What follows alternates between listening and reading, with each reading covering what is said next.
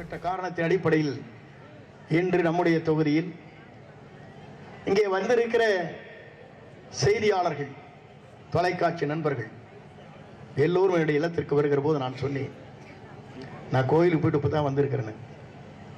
இல்லை என்ன சொல்ல போறீங்கன்னா, ஒன்றும் சொல்ல போறது இல்லைன்னு. இப்போது ஒன்றும் சொல்ல போறதில்லை. அது தெளிவாக நீங்கள் புரிஞ்சுக்கணும்.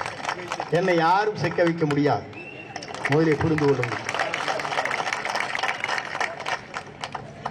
நான் எத்தனை ஆண்டு காலம் அரசியலில் இருக்கிறேன் என்பது உங்களுக்கு தெரியும்.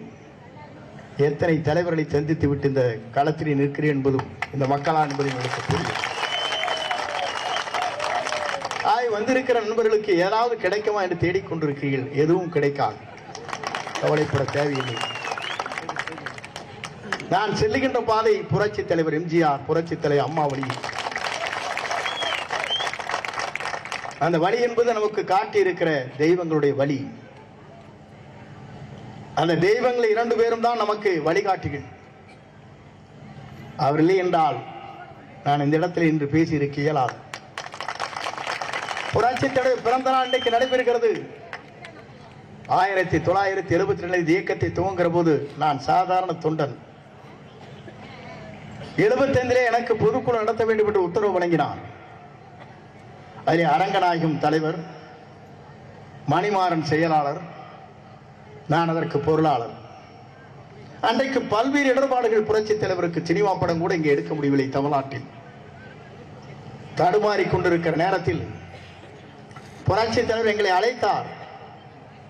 மக்களிடத்திலிருந்து எவராலும் அவரை அசைத்த முடிவா என்று வரலாற்றை படைத்த தலைவர். அந்த தலைவர் அழைத்த இடத்திலே சொல்லுகிற போது எங்கள் 3 பேரையும் அழைத்து பொதுக்குழுவை நடத்துங்கள் என்று சொன்னார். எங்களோடு 16 பேர்கள் அங்கே வந்தார்கள். பொதுக்குழுவை நாங்கள் சிறப்பான முறையில் நடத்தி காட்டினோம். எதற்காக இதை சொல்கிறேன் சொன்னால், இன்றைக்கு இருப்பதை போல அன்றைக்கு இல்லை. நாங்களாம் எதிர்கட்சி, சாதாரண ஆட்கள். இன்றைக்கு எந்த கூட்டத்தை வேண்டுமானாலும் நடத்த முடியும். ஆனால் இன்றைக்கு அப்படிப்பட்ட சூழ்நிலைகள் இல்லை. அந்த சூழ்நிலையை வெற்றிகரமாக நடத்தி காட்டினோம். புரட்சி தலைவர் சொன்னார், கூட்டத்தை சிறப்பான முறையில் நடத்தியிருக்கிறீர்கள். சத்யா சுடைய சென்று பார்த்த உடனே சொன்னார், நாங்கள் அத்தனை பேரும் நீங்கள் உத்தரவிட்டிருக்கிறீர்கள், பச்சையை குத்திக் கொண்டோம் என்று சொன்னோம்.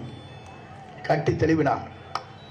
எதற்காக நான் இதை சொல்கிறேன் சொன்னால், உங்களால் எனக்கு அடையாளம் காட்டப்பட்டவர், உங்களால் நான் வாழ்ந்து கொண்டிருக்கிறேன் என்று அவரிடத்திலே காலிலே விழுந்து நாங்கள் எல்லோரும் சொன்னோம். அதற்கு பிறகு 77 தேர்தல். நான் கோபிச்செட்டிப்பாளையத்திலே தேர்தலில் களத்திலே நிற்கிறேன் என்று மனு சென்றிருந்தேன்.